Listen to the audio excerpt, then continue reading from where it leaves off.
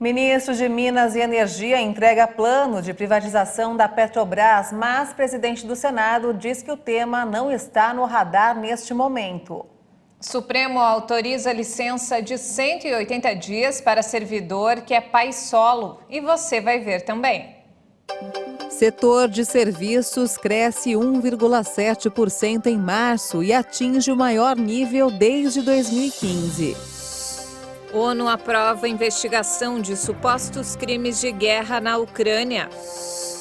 Foto inédita de buraco negro no centro da Via Láctea é divulgada por cientistas.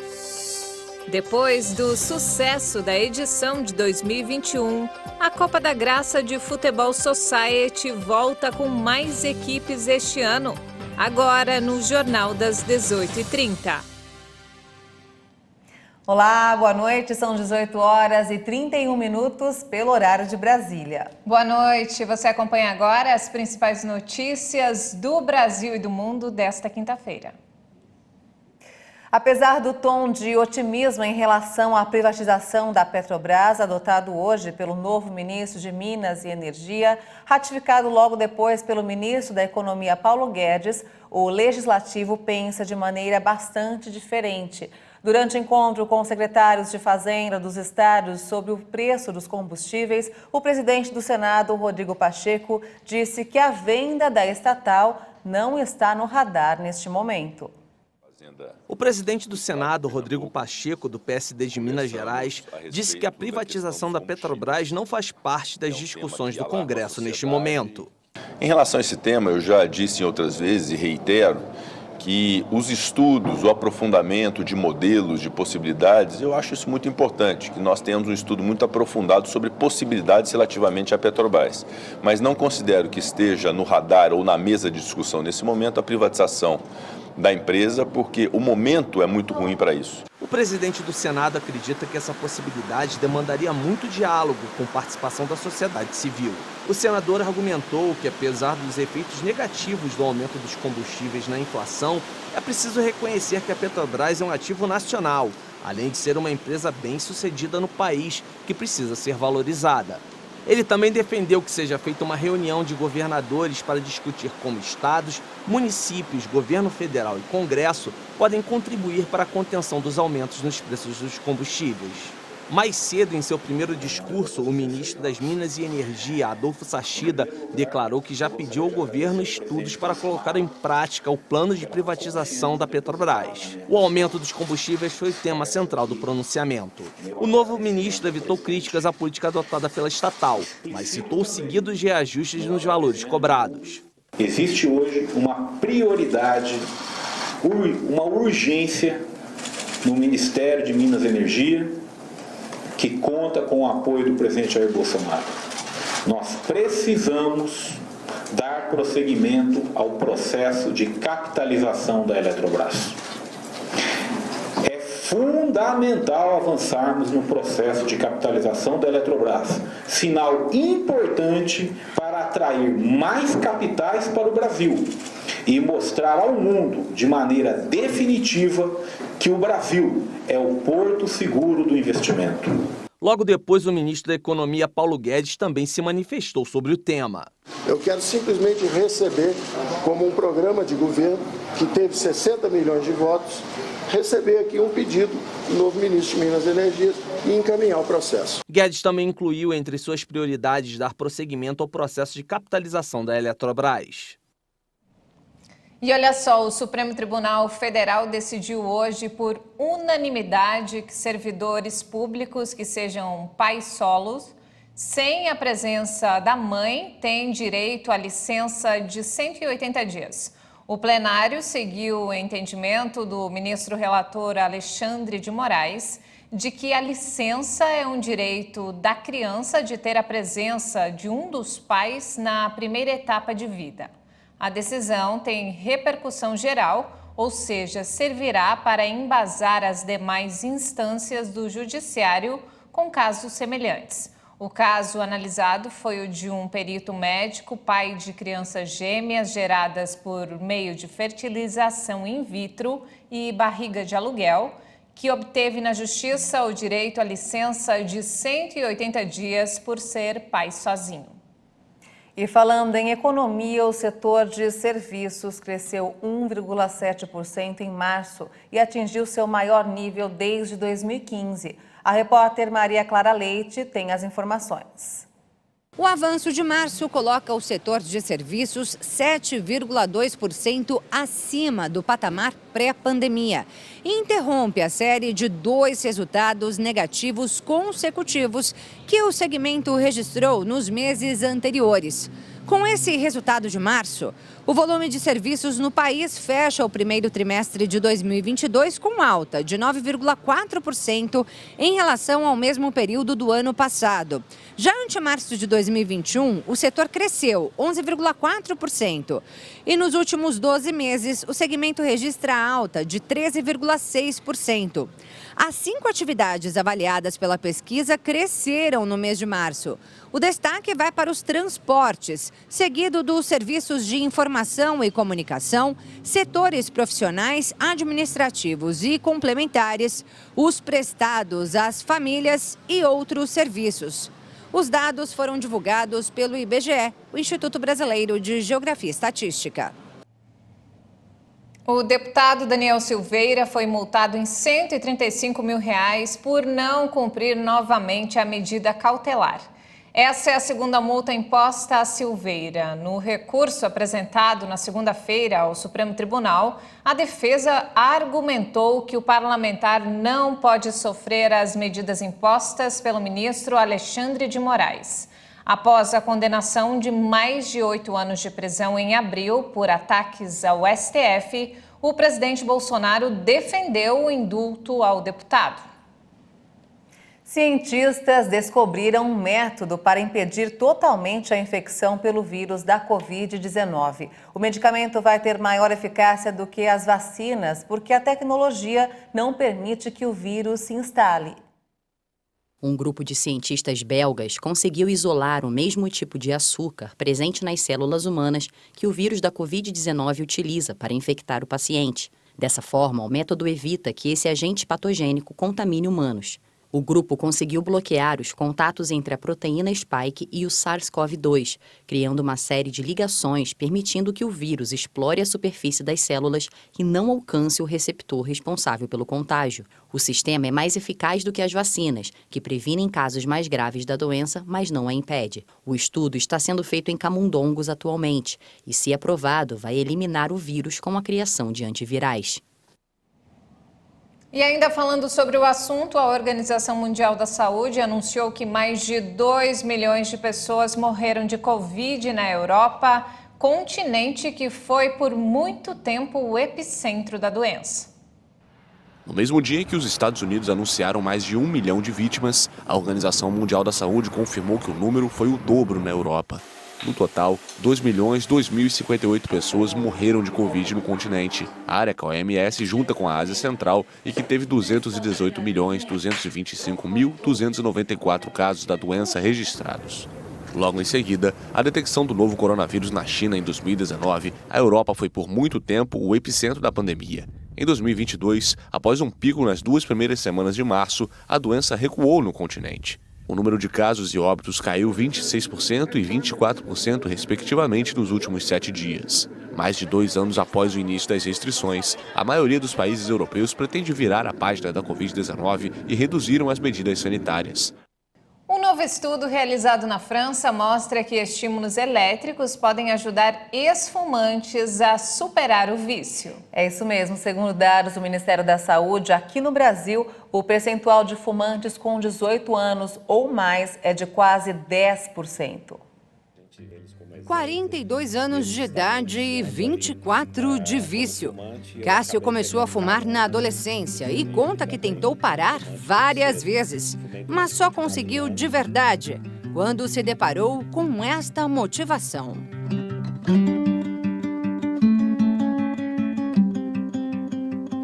O grande impulsionador e motivador da minha parada foi o meu filho. Tenho um filho só, hoje com 6 anos, mas na época com 2. E nasceu com alguns probleminhas respiratórios, a gente sempre precisava colocar nebulização, levar ele ao médico e isso me dava ali um peso muito grande. Um peso que finalmente conseguiu tirar das costas. E hoje, enche a boca para comemorar a vitória. No último dia 23 de abril, fez 4 anos que de fato eu parei de fumar. Mas não pense que foi fácil, não. O primeiro dia foi o dia mais longo da minha vida, grandes dificuldades. Por vários dias, né? Eu diria que ali na primeira semana eu cheguei a cheirar cinzeiros. Tá? Muito tempo eu fiquei ali pegando cinzeiro usado e cheirando para tentar conter um pouco da vontade, da fissura que eu sentia. Por isso, assim como aconteceu com ele antes, muitos acabam cedendo ao vício. Estima-se que entre 10% e 20% das pessoas voltam a fumar, tempos depois de tentar largar o cigarro. Uma vez que você já teve o vício, você está sob risco de voltar a ficar dependente daquela substância novamente. Mas agora a ciência pode ter descoberto uma solução para quem está sempre lembrando do tabaco. Correntes elétricas leves no cérebro podem ajudar os ex-fumantes. Essa é a conclusão de um estudo realizado por pesquisadores do Hospital Universitário de Dijon, na França. A pesquisa revela que quem passa por sessões regulares dessa estimulação cerebral externa tem 2 vezes menos chances de voltar a fumar até 6 meses após a interrupção do hábito. O estudo está em fase inicial e, segundo especialistas, ainda não dá para dizer se é mesmo eficaz, mas é uma esperança. Enquanto a nova terapia não se concretiza, outras alternativas estão disponíveis. Além do envelhecimento precoce, o tabaco pode causar doenças arteriais, infarto, derrame cerebral e câncer nos mais diversos órgãos. O pneumologista explica que é uma questão de decisão e o que não faltam são técnicas para ajudar. É importante definir uma data para começar o processo de parada, tirar de casa objetos relacionados ao cigarro, bem como evitar o cheiro, lavando roupas, cortinas e tapetes. Mastigar algo também é recomendável para reduzir a ansiedade, que também pode ser controlada com a prática de outras atividades prazerosas.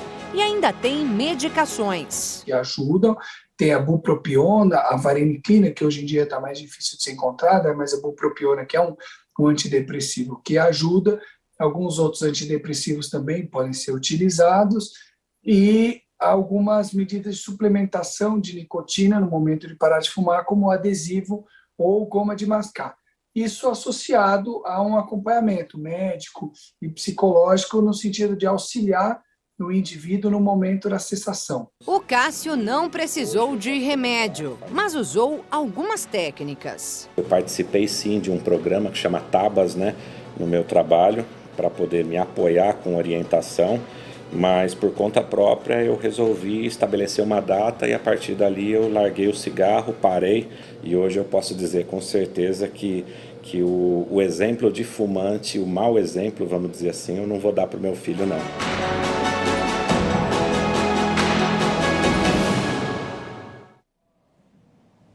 E veja a seguir, ONU aprova investigação de supostos crimes de guerra na Ucrânia. E ainda, depois do sucesso da edição de 2021, a Copa Graça de Futebol Society volta com mais equipes este ano. Os detalhes em instantes, até já!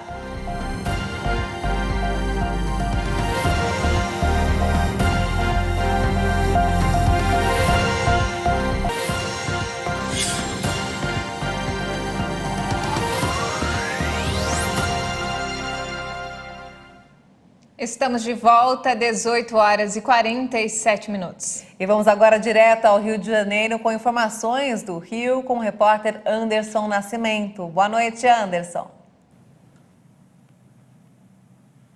Boa noite, Maria Alice e Juliana. Nesta quarta-feira, a Operação Calígula continua aqui no estado. A delegada Adriana Belém será mantida presa por decisão da Justiça, após a audiência de conciliação realizada ontem. O caso da delegada Adriana Belém está sob julgamento da juíza Daniele Lima Pires, que negou o pedido de relaxamento da prisão. Ela permanecerá presa no Instituto Penal Oscar Stevenson, em Benfica, considerada uma unidade para presos especiais e que funciona como a porta de entrada para o restante do sistema prisional do Estado. A juíza considerou haver provas para a manutenção da prisão da delegada em razão do alto valor em espécie, que foi encontrado na casa de Adriana, R$1.700.000 em bolsas de luxo. A juíza ressaltou que esse valor demonstra indícios de participação no crime de corrupção passiva. A defesa da delegada pediu a substituição da prisão preventiva pela prisão domiciliar. Contudo, foi negada pela magistrada. Vamos falar agora sobre vacinação. A cidade do Rio iniciou a campanha da segunda dose de reforço contra a Covid-19 para idosos. A nova fase da campanha começou ontem. Desta vez, será a segunda dose de reforço contra a Covid-19 em idosos com idade a partir de 60 anos.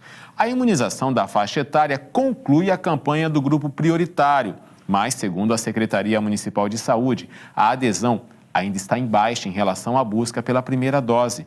De acordo com os dados do painel Rio Covid-19, até agora foram imunizadas cerca de 308 pessoas. O número representa apenas pouco mais de 1/4 do total que recebeu a primeira dose de reforço. E agora uma boa notícia sobre a segurança do Rio. Um novo posto de policiamento é integrado na Cinelândia, na zona norte da cidade. O posto de policiamento integrado na Cinelândia começou a funcionar para atender a demanda do comércio por mais segurança para a região, que sofre com a degradação provocada pela desordem urbana e pelo aumento da criminalidade. O posto é resultado de uma parceria entre comerciantes do centro e a Secretaria Estadual do Governo, além do 5º Batalhão de Polícia Militar do Rio de Janeiro. Maria Alice e Juliana, continuamos aqui apurando as principais notícias do Rio. Amanhã eu volto com mais informações. Muito obrigada, Anderson, pelas informações e até amanhã. Bem, vamos agora ao mercado financeiro. O dólar fechou em queda nesta quinta-feira após alavancar R$ 5,20 pela manhã. A moeda norte-americana caiu 0,09% e encerrou o dia cotada a R$ 5,139 na venda. O Ibovespa, o principal índice de ações da Bolsa de Valores de São Paulo, a B3, subiu hoje à medida que um avanço das ações do setor financeiro e de empresas ligadas ao consumo doméstico compensou a queda da Vale e de ações de algumas siderúrgicas. O Ibovespa avançou 1,13% a 105.576 pontos. E falando sobre a guerra, o Conselho de Direitos Humanos da ONU aprovou a abertura de investigações sobre supostos crimes de guerra cometidos na Ucrânia. A alta comissária da ONU para os Direitos Humanos, Michelle Bachelet, se disse chocada com a quantidade de violações do direito internacional. A escalada de assassinatos ilegais, incluindo os indícios de execuções em áreas ao norte de Kiev, é chocante. Embora tenhamos informações sobre 300 desses assassinatos, os números continuarão a aumentar à medida que novas evidências se tornarem disponíveis. Esses homicídios de civis muitas vezes parecem ser intencionais, realizados por atiradores e soldados. Na reunião, os 47 países membros do Conselho se pronunciaram sobre um projeto de resolução que pede uma investigação pela Comissão Internacional da ONU para a Ucrânia sobre as graves violações de direitos humanos atribuído às tropas de ocupação russa. 2 membros do Conselho votaram contra a resolução, a Eritreia e a China, que acusou o texto de colocar lenha na fogueira. 12 países preferiram se abster e 33 votaram a favor, inclusive o Brasil, que propôs alterações no texto. O embaixador brasileiro na ONU, Tovar da Silva Nunes, explicou que o objetivo foi incentivar o diálogo e evitar um maior isolamento da Rússia nos fóruns de negociações. Esta é a primeira reunião dedicada à questão desde que a Assembleia Geral da ONU suspendeu a Rússia no início de abril de seu órgão de direitos humanos. E olha só, cientistas conseguiram captar pela primeira vez a imagem do buraco negro localizado no centro da Via Láctea. A foto foi feita 3 anos depois de obter a imagem de outro buraco semelhante na galáxia M87. A imagem é semelhante à do gigantesco buraco negro na distante galáxia M87, muito maior que a Via Láctea divulgado em 2019.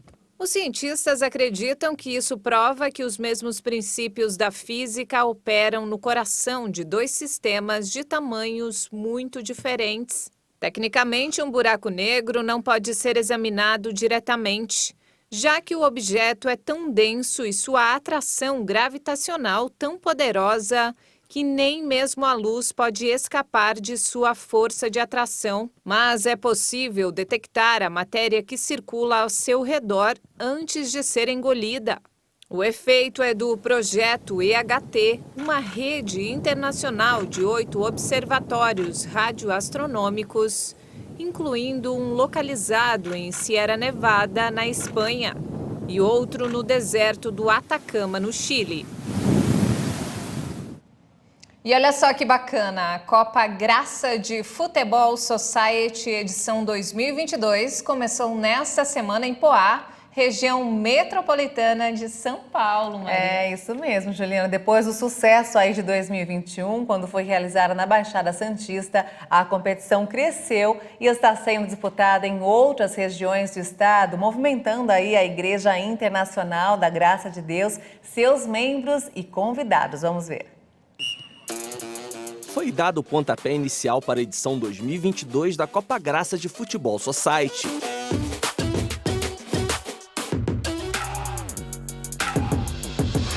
O torneio, que reúne equipes formadas por membros da Igreja Internacional da Graça de Deus e convidados, promete movimentar o estado de São Paulo. Os atletas que participam da competição falaram de suas expectativas para a disputa deste ano. É que seja um campeonato sadio, né? Que todo mundo veio aqui para participar, né? Claro, a gente quer ganhar, mas a gente está aqui para participar também. Se Deus preparar que a gente seja campeão, vai ser pela vontade de Deus. A gente foi um dos primeiros a receber o convite. E a gente sempre jogava fora, tipo assim, dia de segunda-feira, sempre teve o nosso fute marcado lá na nossa região. E a gente sempre jogava. E se a gente joga pro mundo, né, porque a gente não pode jogar aqui, né, na igreja, se divertindo. E as minhas expectativas é que a gente consiga, né, ganhar, chegar na final, na semifinal. Se Deus quiser, Deus vai preparar. Porque, né, a gente quer ganhar, mas a gente também tem que ter a consciência de que do outro lado também tem um time que quer ganhar da gente. Cada um dá o seu esforço máximo. Querer se divertir, né? Se divertir, pegar, ganhar e levar a vitória para casa. Mas além de talento com a bola, é preciso disciplina, espírito esportivo, respeito e educação dentro de campo.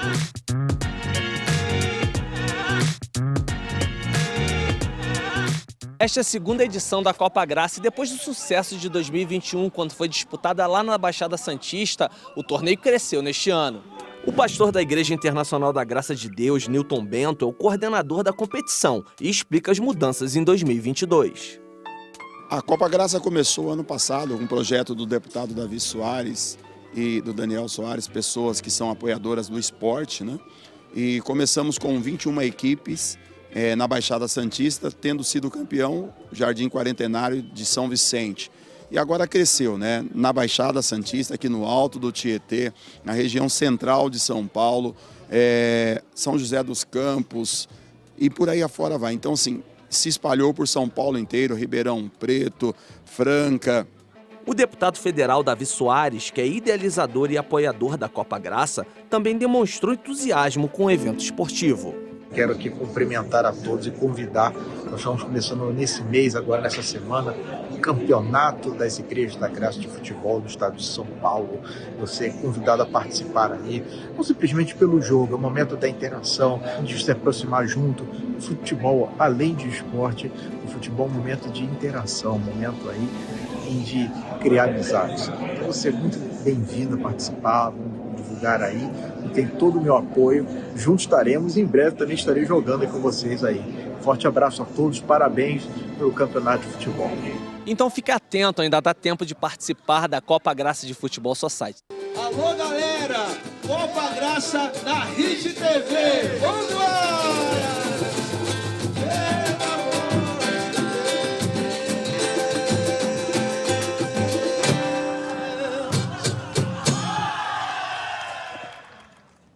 Muito bacana, vamos incentivar sempre o esporte. É isso aí. E não temos mais tempo, essa edição fica por aqui. Obrigada pela companhia. Muito obrigada pela sua companhia, uma boa noite para você e até amanhã. Tchau.